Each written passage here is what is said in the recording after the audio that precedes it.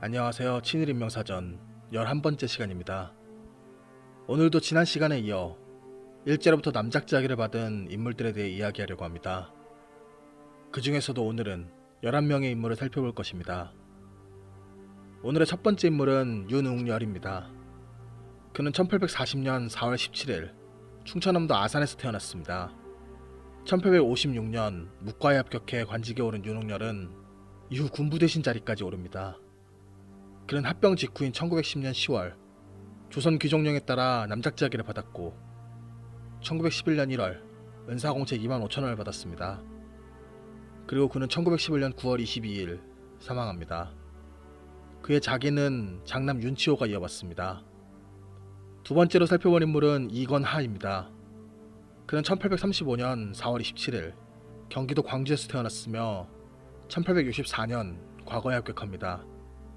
이후 각종 요직을 두루 거치며 대신 자리까지 오릅니다.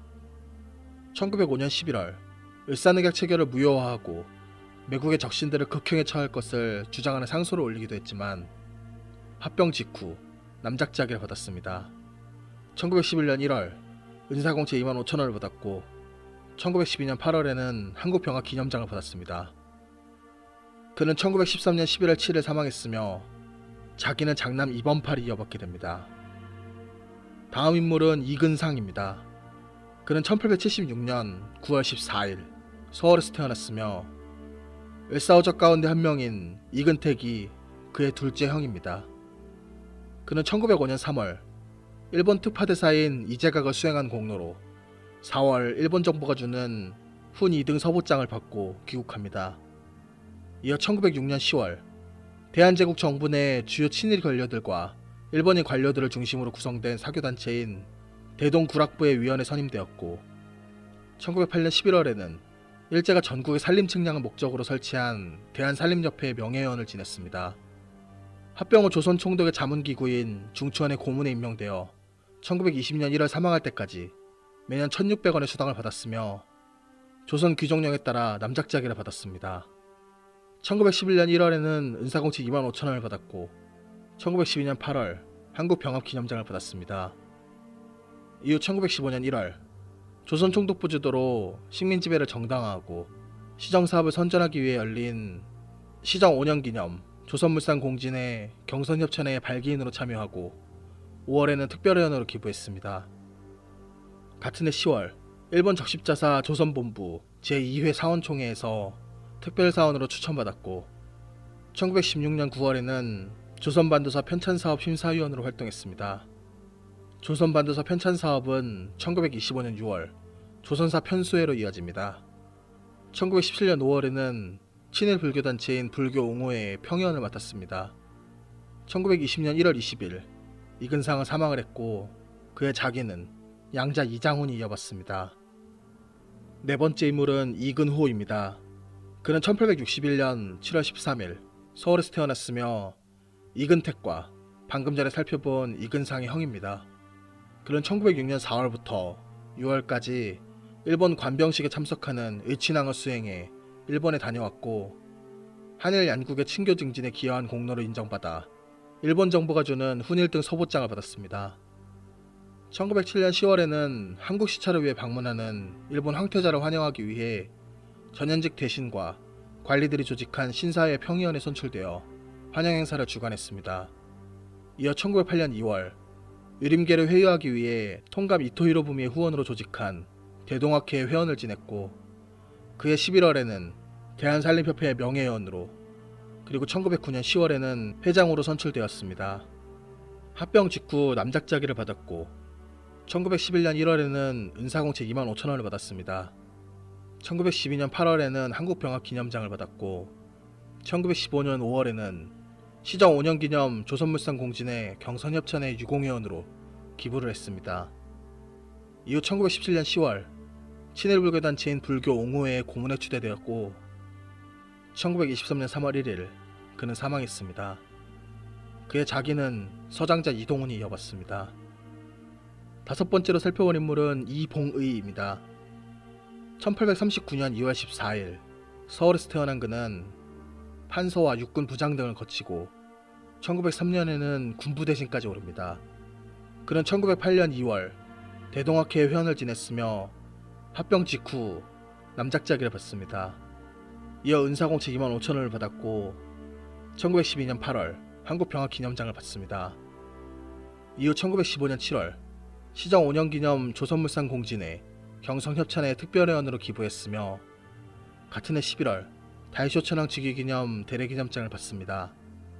이봉희는 1919년 3월 13일 사망합니다. 그의 자기는 장남 이기원이 이어받습니다. 다음 인물은 이용원입니다. 그는 1832년 9월 7일 태어났으며 1875년 4월 과거에 합격합니다.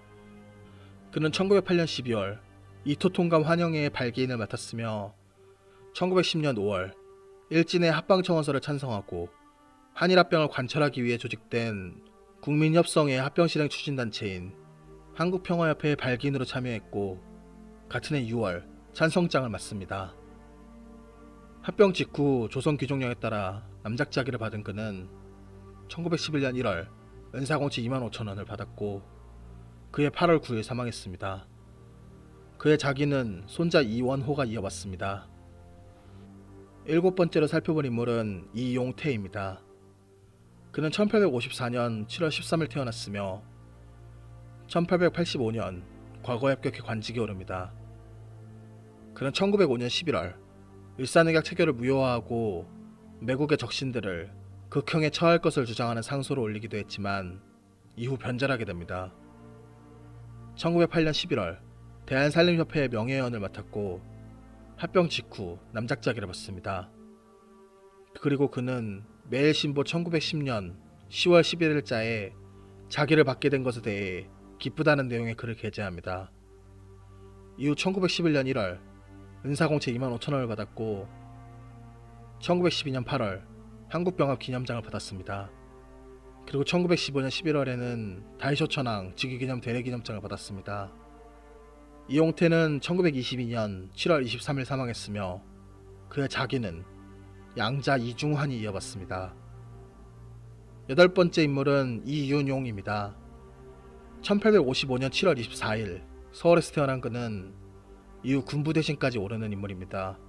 그는 1906년 7월 통감부의 식민정책에 동조하여 조선인의 교화를 목적으로 전국의 보부상들을 규합해 조직한 동학예진 교육회의 회장에 취임합니다.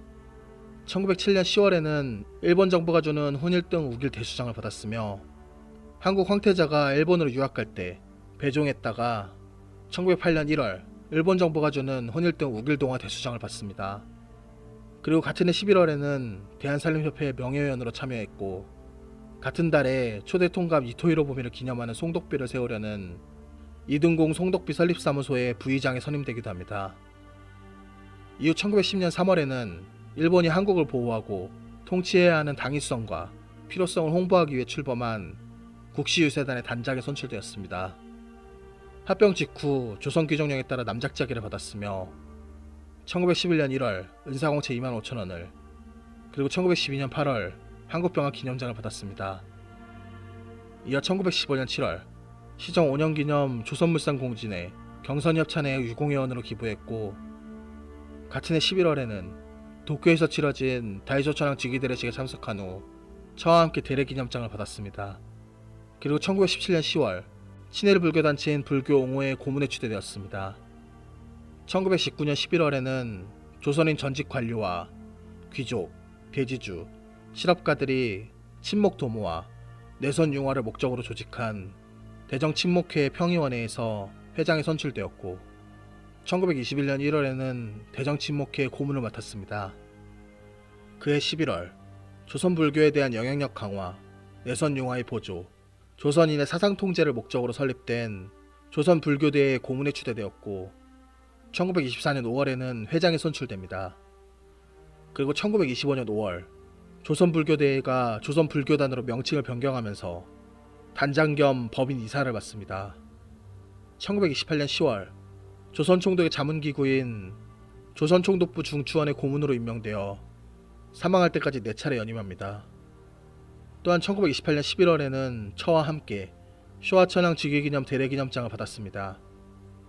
1934년 4월부터는 조선총독부 직할기구인 조선사 편수회에 고문으로 활동했고, 그해 7월에는 일제가 농촌경제 지배체제를 뒷받침하기 위해 조직한 식민지 금융기관인 조선금융조합연합회의 고문에 임명되었습니다.